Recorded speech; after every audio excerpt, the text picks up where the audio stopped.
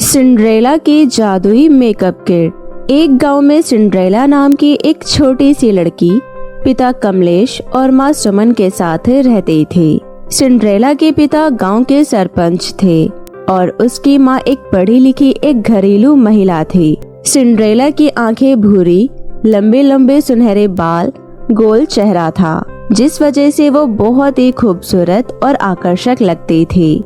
वो अपनी खूबसूरती को लेकर बहुत संवेदनशील थी। सिंड्रेला के माता पिता उससे बहुत प्यार करते थे क्योंकि सिंड्रेला उनकी इकलौती पुत्री थी। सिंड्रेला की सभी इच्छाओं की पूर्ति किया करते थे और वो सिंड्रेला का बहुत ध्यान रखते थे। सिंड्रेला की माँ को मेकअप करने का बहुत शौक था। सिंड्रेला की माँ भी दिखने में बहुत खूबसूरत थी और वो भी अपनी खूबसूरती का बहुत ध्यान रखा करती थी। सिंड्रेला के पिता कमलेश गांव के सरपंच होने के नाते वो सभी का अन्याय और न्याय किया करते थे। सिंड्रेला एक 13 वर्ष की लड़की थी। सिंड्रेला को खेलकूद में बहुत मजा आता था और वो पूरा दिन अपनी सहेलियों के साथ घर के बाहर आंगन में खेला करती थी। सिंड्रेला को देखकर उसकी बाकी की सहेलियां उसकी खूबसूरती से बहुत जला करती थी और सिंड्रेला के सामने उसकी अच्छी अच्छी तारीफें करती थी। वाओ सिंड्रेला, तुम दिखने में कितनी सुंदर और आकर्षक लगती हो। तुम्हारे सुनहरे बाल तुम्हारी खूबसूरती पर 4 चांद लगाते हैं और तुम्हारा छोटा सा गोल चेहरा बिल्कुल चांद की तरह दिखाई देता है। ऐसा कुछ नहीं है, वो तो देखने वालों की नजर अच्छी है, वरना खूबसूरती तो मन की होती है। बाहरी खूबसूरती से कुछ नहीं होता। तुम्हारी नजरें मेरी सुंदरता को देख सकती है क्योंकि तुम्हारा दिल बहुत साफ है और तुम बाकियों की तरह मुझसे जलती नहीं हो। ये सब सुनकर बाकी लड़कियां सिंड्रेला को मुंह चढ़ाकर वहाँ से अपने घर निकल जाती है और आगे से कभी भी सिंड्रेला के साथ खेलने नहीं आती है। अब सिंड्रेला अपने घर पर अकेली बैठकर बहुत बोर होने लगती है और वो अपने घर पर बैठकर अपने चेहरे पर मेकअप करने लगती है। सिंड्रेला अपनी माँ के मेकअप प्रोडक्ट्स को यूज करती थी।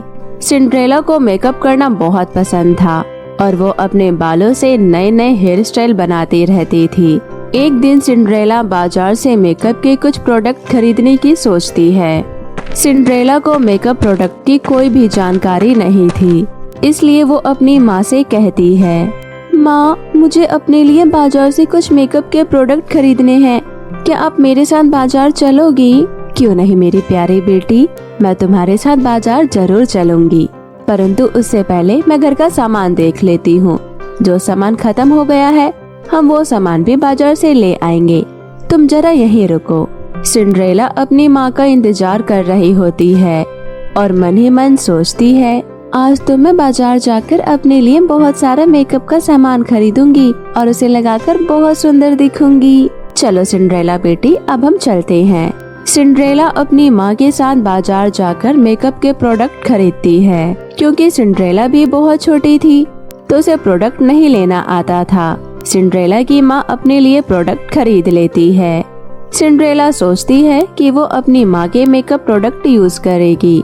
शॉपिंग करने के बाद दोनों माँ बेटी अपने घर आ जाती हैं। सिंड्रेला वो नए मेकअप प्रोडक्ट यूज करना चाहती थी। वो अपनी माँ को बिना बताए ही मेकअप प्रोडक्ट यूज करने लगती है। सिंड्रेला शीशे के सामने बैठकर अपनी माँ की क्रीम लगा रही होती है। क्रीम लगाने के बाद सिंड्रेला को अपना रंग बहुत ही गोरा नजर आ रहा था और वो अपना रंग देखकर बहुत खुश हो रही थी। रात के समय सिंड्रेला बिना अपना मुंह धोए सो जाती है। जब वो सुबह उठती है और जैसे ही अपना चेहरा शीशे में देखती है तो वो देखकर हैरान रह जाती है और जोर जोर से रोने लगती है। माँ, जल्दी आइए मेरे कमरे में, देखो मेरे चेहरे पर क्या हो गया है। सिंड्रेला की माँ जल्दी जल्दी सिंड्रेला के कमरे में आती है और सिंड्रेला को देखकर बहुत निराश हो जाती है। वो देखती है कि उसकी बेटी के चेहरे पर बहुत सारे लाल धब्बे हो गए हैं। उसे समझ नहीं आता कि ये सब कैसे हुआ। सिंड्रेला बेटी, ये सब क्या हुआ और तुमने ऐसा अपने चेहरे पर क्या लगाया? जल्दी बताओ मुझे। अगर तुम्हारे पिता ने देख लिया तो वो तुम्हारे साथ साथ मुझ पर भी बहुत चिल्लाएंगे। माँ, मैंने कुछ नहीं लगाया अपने चेहरे पर, मैं अभी सोकर उठी हूँ। जैसे ही मैंने शीशे में अपना चेहरा देखा मैं हैरान हो गई। माँ जल्दी से कुछ करो ना माँ, मैं ऐसे चेहरे के साथ बाहर नहीं जा सकती। सिंड्रेला अपनी माँ को ये सब कहते कहते बहुत रो रही होती है और उसकी माँ को भी सिंड्रेला की बहुत फिक्र होती है। वो तुरंत फोन करके एक मेकअप आर्टिस्ट को अपने घर बुलाती है। हाँ जी मैडम, बताइए आपको किसका मेकअप करवाना है? हेलो मैम, मुझे आपकी सहायता चाहिए। ये मेरी बेटी सिंड्रेला है और उसके चेहरे पर कुछ लाल धब्बे हो गए हैं। इस हालत में मेरी बेटी कहीं बाहर भी नहीं जा सकती। प्लीज आप कुछ कर दीजिए। सिंड्रेला बेटा, मुझे बताओ रात को तुमने ऐसा क्या किया था जो तुम्हारे चेहरे पर सुबह होते ही इतने सारे लाल धब्बे हो गए? एक्चुअली मैम, कल रात को मैंने अपनी माँ की क्रीम लगाई थी और उसको लगाने के बाद मैं रात को उसे धोना भूल गई। सुबह उठकर जब मैंने शीशा देखा तो मेरे चेहरे पर ये लाल निशान हो गए थे। मेकअप आर्टिस्ट सिंड्रेला की बातें सुनकर सब समझ जाती है कि वो क्रीम सिंड्रेला को सूट नहीं किया। मेकअप आर्टिस्ट सिंड्रेला को वो क्रीम दिखाने के लिए कहती है। सिंड्रेला, कल रात को जो तुमने क्रीम लगाई थी वो क्रीम लाकर मुझे दिखाओ। सिंड्रेला तुरंत अपनी माँ के कमरे में जाकर वो क्रीम लाकर मेकअप आर्टिस्ट को दे देती है और अपनी सारी आपबीती उसे सुनाने लगती है। सिंड्रेला, ये क्रीम तुम्हारी माँ की उम्र के लिए है और तुमने इसे अपने चेहरे पर लगाकर बहुत बड़ी गलती कर दी। ये झुर्रियाँ हटाने वाली क्रीम है। अब मुझे कुछ समझ नहीं आ रहा कि मैं तुम्हारी सहायता कैसे करूं। मुझे थोड़ा समय लगेगा, परंतु तुम्हारे ये दाने समय के साथ साथ भर जाएंगे और सब ठीक हो जाएगा। इससे ज्यादा मैं तुम्हारी कुछ सहायता नहीं कर सकती। अच्छा, तो मैं चलती हूँ। मेकअप आर्टिस्ट सिंड्रेला और उसकी माँ को उस क्रीम के बारे में बता देती है। अब दोनों माँ बेटी को कुछ समझ नहीं आता कि अब वो क्या करे। सिंड्रेला अपने कमरे में बैठकर जोर जोर से रोने लगती है। ऐसे ही एक हफ्ता बीत जाता है, परंतु सिंड्रेला का चेहरा बिल्कुल भी ठीक नहीं होता, बल्कि दिन पर दिन और खराब होने लगता है। सिंड्रेला हमेशा अपने चेहरे को शीशे में देखती रहती और शीशा देखकर उसे बहुत जोर से गुस्सा आता था। एक दिन सिंड्रेला अपने चेहरे के दाग धब्बों से परेशान होकर जंगल के रास्ते चली जाती है और जंगल जाकर पहाड़ों से कूदकर अपनी जान देने की सोच लेती है। मैं अब और जिंदा नहीं रहना चाहती। मैं अपने इस चेहरे को देखकर बहुत परेशान हो गई हूँ, इसलिए मैं इस पहाड़ी से कूदकर अपनी जान देने जा रही हूँ। सिंड्रेला पहाड़ों से कूदने जा ही रही होती है कि तभी उसको एक परी पकड़ लेती है और उसको समझाने लगती है। क्या हुआ? तुम इतनी मासूम हो और यहाँ से कूदने जा रही थी, ऐसा क्या हो गया? मुझे बताओ। परी जी, आपको मेरे चेहरे पर ये लाल धब्बे दिखाई नहीं दे रहे क्या, जो आप मुझसे पूछ रही हैं? सिंड्रेला को बहुत गुस्सा आ रहा होता है, इसलिए वो परी से ठीक तरह से बात भी नहीं करती और दोबारा पहाड़ से कूदने की कोशिश करती है। सिंड्रेला, मैं तुम्हारी परेशानी को समझ सकती हूँ, परंतु जान देने से इसका हल नहीं निकलेगा। रुको, मैं तुम्हारी को सहायता करती हूँ। ये लो, ये एक जादुई मेकअप किट। इसका इस्तेमाल कर तुम परी की तरह सुंदर दिखने लगोगी और ये जादुई मेकअप किट तुम्हारी सारी सभी परेशानियों को दूर कर देगा। सिंड्रेला परी की सारी बातें सुनकर बहुत खुश होती है और परी से वो जादुई मेकअप किट ले लेती है। सिंड्रेला घर जाकर अपनी माँ को परी की सारी कहानी सुनाती है और वो परी की जादुई मेकअप किट यूज करती है। जैसे ही सिंड्रेला उस मेकअप किट से एक क्रीम निकाल कर लगाती है, उसके सारे लाल धब्बे गायब होने लगते हैं और वो पहले जैसे बहुत खूबसूरत दिखने लगती है। सिंड्रेला की माँ सिंड्रेला को देखकर बहुत खुश होती है और मन ही मन परी को धन्यवाद देती है। उसके बाद दोनों माँ बेटी उस जादुई मेकअप किट के साथ अपनी आगे की जिंदगी हंसी खुशी बिताने लगती है। माँ की ममता। मिर्जापुर गांव में एक तारा नाम की लड़की अपनी माँ के साथ रहती थी। तारा के पिता का 1 साल पहले हैजा से ग्रस्त होने के कारण उनकी मृत्यु हो गई थी। तब से तारा की माँ कमला ही तारा का बहुत ही अच्छे से देखभाल करती थी। तारा बहुत ही सुशील और प्यारी थी, परंतु उसकी माँ कमला की एक आंख नहीं थी, जिस कारण वो बहुत ही बदसूरत दिखती थी। जब तारा छोटी थी तब तो वो अपनी माँ से बहुत प्यार करती थी, लेकिन जब वो बड़ी होने लगी उसे महसूस होने लगा कि माँ की एक आँख नहीं है, जिस वजह से वो बहुत बदसूरत दिखती है। अब इस बात से तारा को शर्म आने लगी, इसलिए तारा अपनी माँ के साथ बाहर नहीं जाती थी और उसे अपने साथ भी लेकर कहीं नहीं जाती।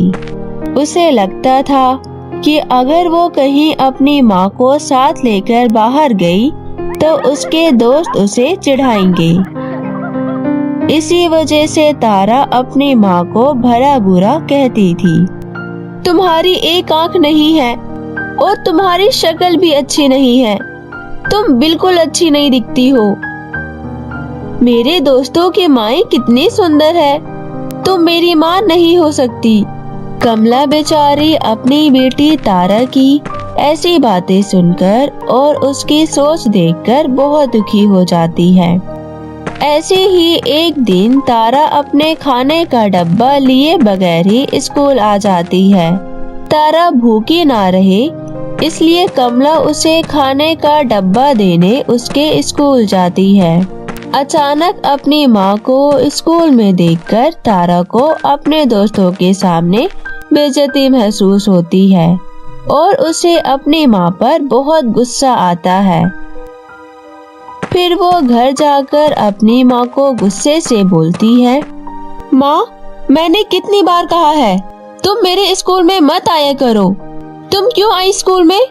तुम्हारी वजह से मेरी कितनी बेइज्जती हुई। सब दोस्त मेरा मजाक उड़ा रहे होंगे।